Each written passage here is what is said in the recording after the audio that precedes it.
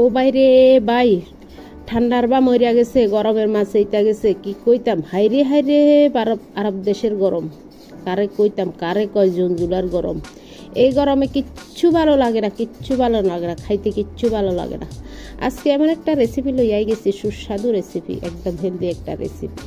যারা ভালোবাসেন তারা তো ভালোবাসেন, এই রেসিপিটি করে দেখবেন। অল্প সময়ের মধ্যে, অল্প উপকরণের মধ্যে হয়ে যাবে, যেটা আমরা 4টা ভাত খেতে পারি এই গরমের মধ্যে, সেরকম একটা রেসিপি নিয়ে এসেছি। বিশেষ করে আমার বেচালার ভাইদের জন্য খুব সুবিধা হবে এই রেসিপিটি। ট্রাই করবেন, যদি ভালো লেগে যায় বানিয়ে খাবেন, এবং like comment share and subscribe করতে বলবেন না। তাহলে কি হতে চলেছে দেখতে থাকুন।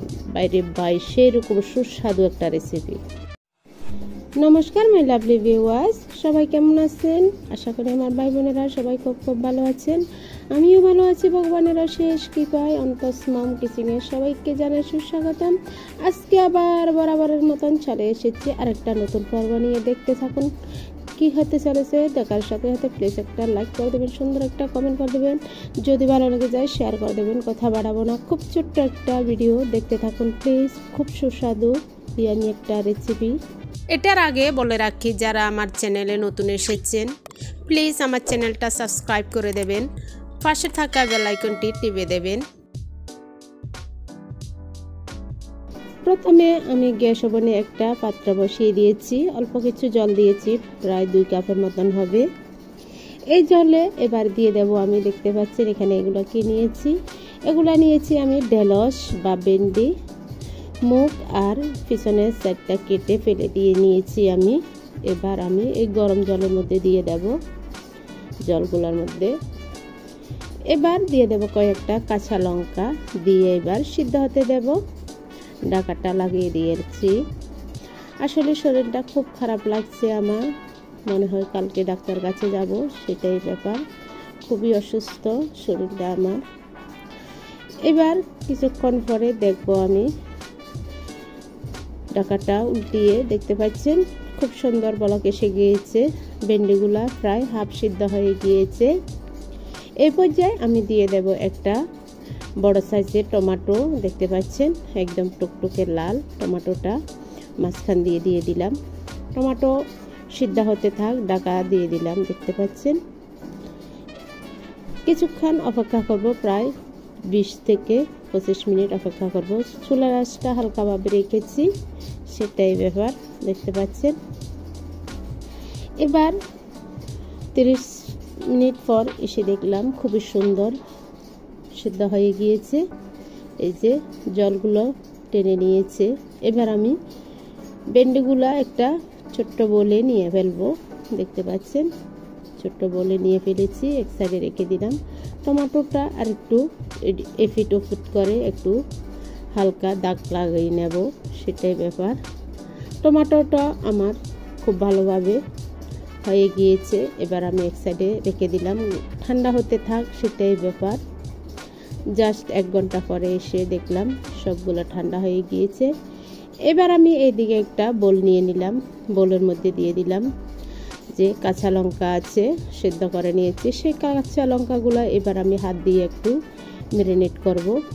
সাথে লবণ দিয়েছি পরিমাণ মতো, আপনারা পরিমাণ মতো লবণ দিয়ে দেবেন।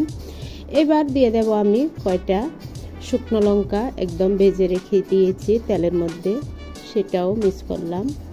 শুকনো লঙ্কা এবং কাঁচা লঙ্কা দুটোটা একসাথে মিক্স করে ফেললাম। হাফ কাপের মতন পেঁয়াজ কুচি দিয়ে দিলাম। এই উপকরণগুলো সুন্দরভাবে ম্যারিনেট করব মরিচের সাথে, দেখতে পাচ্ছেন। এবার আমি নিয়ে নেব এই যে আগের থেকে আমি ভেন্ডি ছোট্ট বলে রেখে দিয়েছি, সেই ভেন্ডিগুলো আবার কচলিয়ে নেব। হাত দিয়ে কচলিলে কি হয়, খুবই স্বাদ হয়। অনেকটা খাবার আছে আমাদের হাত দিয়ে যখন আমরা কচলাবো, খুবই ভালো একটা নিয়ে আসবে, টেস্ট আসবে। অন্য কিছু দিয়ে এভাবে কচলিলে কিন্তু স্বাদ আসে না, সেটাই ব্যাপার। হাত দিয়ে একটু কচলিয়ে নিলে খুবই স্বাদ অনুভব করা যায়, খুবই মজা হয়। আমার ভেন্ডিগুলা কচলানো হয়ে গিয়েছে। এবার আমি যে আগের থেকে পেঁয়াজ, মরিচ এবং লবণ দিয়ে কচলিয়ে রেখেছি সেগুলোর মধ্যে দিয়ে দিলাম, দেখতে পাচ্ছেন। আবার ভালোভাবে কচলিয়ে নিলাম। সাথে টমেটোটাও আমি কষলিয়ে নিয়েছি, আপনারা দেখলে বুঝে গিয়েছেন। টমেটোটাও দিয়ে দিয়েছি। সবগুলা একসাথে এবার সম্পূর্ণ ভর্তাটা আমি রেডি করতেছি। সবগুলা মিক্স করে ফেলেছি, দেখতে পাচ্ছেন। খুবই একটা ইয়ামি, যারা খুব গরমের মধ্যে কাজ করেন, এই যে ভেন্ডি খুব ঠান্ডা, পেটের জন্য খুবই ভালো। এইভাবে ভর্তা করে খাবেন, খুবই ভালো লাগবে। আমি ধনেপাতা দিয়ে দিয়েছি। কথা বলতে বলতে এবার আমি দিয়ে দেব এগুলা কি নিয়েছি, প্রাণ কোম্পানির সরিষার তেল নিয়েছি, দেখতে পাচ্ছেন, মাস্টার অয়েল যেটা বলেন না কেন। সরিষার তেল দিয়ে দিলাম 1 কোষের মতন, দেখতে পাচ্ছেন। এবার দিয়ে দেব আমি ধনেপাতা। ধনেপাতা না দিলে একদম ভালো লাগবে না। এই যে ভর্তার মধ্যে ধনেপাতা দিতেই হবে, মাসলে না থাকলে তো কোনো সমস্যা নেই, খাইতে হবে যেভাবে খেতে চায়। ধনেপাতা দিয়ে আমার সম্পূর্ণ ভর্তা বানানো একদম রেডি হয়ে গিয়েছে। গরম গরম ভাতের সাথে এবার আমরা পরিবেশন করব। খেতে খুবই ইয়ামি টেস্টি, আপনারা দেখতে পাচ্ছেন। একটু লোটটোট দেখা যাচ্ছে, অনেকে আবার পছন্দ করে না। যারা পছন্দ করেন তারা কিন্তু খাবেন বানিয়ে, খুবই ইয়ামি লাগবে। খুব টেস্টি একটা রেসিপি, আপনারা ট্রাই করবেন, খুবই খুবই সুস্বাদু। এখানে আজকের মতন সমাপ্ত করলাম এই যে ভেন্ডি ভর্তাটা। আপনারা ট্রাই করবেন, যদি ভালো লেগে যায়, আমার ভিডিওর কোনো অংশে যদি ভালো লেগে যায়, প্লিজ একটা লাইক কমেন্ট শেয়ার করে দেবেন, সেটাই ব্যাপার। আজকের মতন আজকের রেসিপি এখানে সমাপ্ত করলাম। সবাইকে জানাই টাটা, বাই বাই, নমস্কার।